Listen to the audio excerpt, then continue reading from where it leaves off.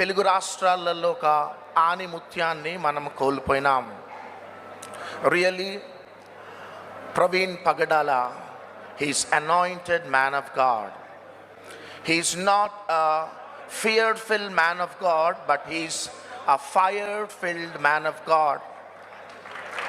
He is not a fear-filled man of God, but he's a fire-filled man of God with uncompromising spirit, preaching the word of God with zeal, passion, hunger for Christ. అలాంటి ఆనిముత్యాన్ని మనము తెలుగు రాష్ట్రాలని కోల్పోయి ఉన్నాం. కానీ మోషే చనిపోయిన తర్వాత దేవుడు యెహోషువని లేపుకున్నాడు.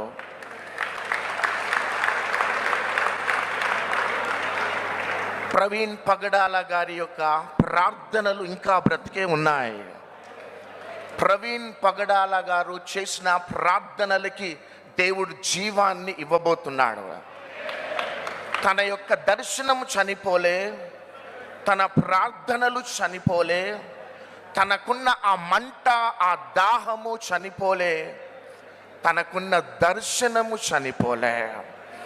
ఆ దర్శనము క్రీస్తు రాకడ దాకా కూడా అనేక పాస్టర్ ప్రవీణ్ పగడాలు లేచునుగాక, లేచునుగాక. అపవాది సామ్రాజ్యాలని కూలుస్తూ దేవుని యొక్క రాజ్య స్థాపన జరుగునుగాక.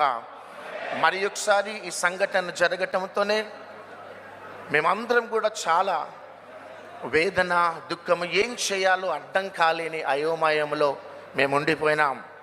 కాబట్టి బెల్లంపల్లి నుంచి ఇంచుమించు 4 hours ప్రయాణాలు చేసి జస్ట్ ఈ ప్రోగ్రామ్ను చూసుకొని మరలా మేము రిటర్న్ అయిపోతున్నాం.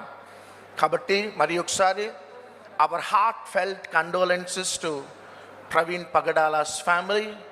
May God give peace, health and whatever dreams Praveen Pagadala have, ఆ దీవెనలు, రెండవదిగా ఆ దర్శనం దేవుడు కొనసాగించునుగాక. May God bless you all. Amen.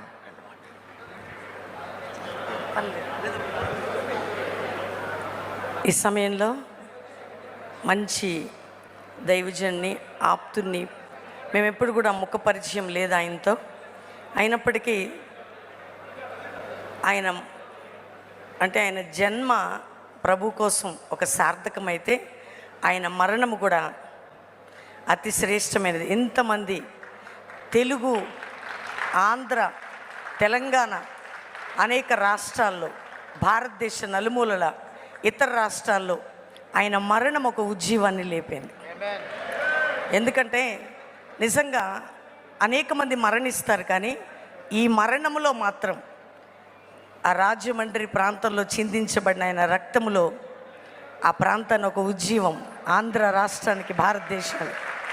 ఎందుకంటే ఆయన ఒక హతసాక్షి. దేవుడు ఆయన శ్రేష్టమైన జీవితం ఇచ్చాడు, శ్రేష్టమైన పరిచర్య ఇచ్చాడు, శ్రేష్టమైన మరణాన్ని ఇచ్చాడు, శ్రేష్ఠులతో చేర్చాడు ఆయనని.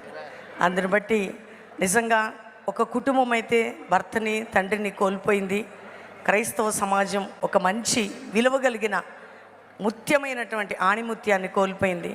అయినప్పటికీ మన నిరీక్షణ, మన ధైర్యం, మన బలం రాకడలో ఆయనని చూస్తాం. అందుని బట్టి దేవునికి మహిమ కలుగును గాక. Thank you sir. Thank you అమ్మగారు, శ్రేష్టమైన మాటలు తెలియపరిచారు. చక్కటి ఉజ్జీవకరమైన మాటలు. ఒక మాట ఈ సమయంలో ఈ దైవజనుని ఎదుట మనమందరము కూడా ఉన్నాం. ప్రతి మరణము మన మరణాన్ని జ్ఞాపకం చేస్తూ ఉంటుంది. కాబట్టి నా మరణం ఎలా ఉంటుందో అని మనం డిసైడ్ చేసుకోవాల్సింది ఇప్పుడే. చక్కటి మాటలు అందరూ అంటూ ఉన్నారు.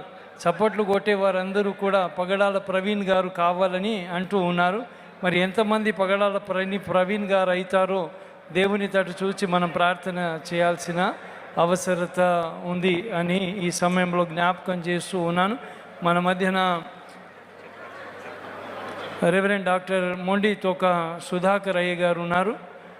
దయచేసి వారు, అదేవిధంగా అమ్మగారు, ఇరువురు కూడా దయచేసి ముందుకు వచ్చి అమ్మగారు ఒక నిమిషం, అయ్యగారు ఒక నిమిషం చెప్పవలసిందిగా కోరుతూ ఉన్నాను. రైట్.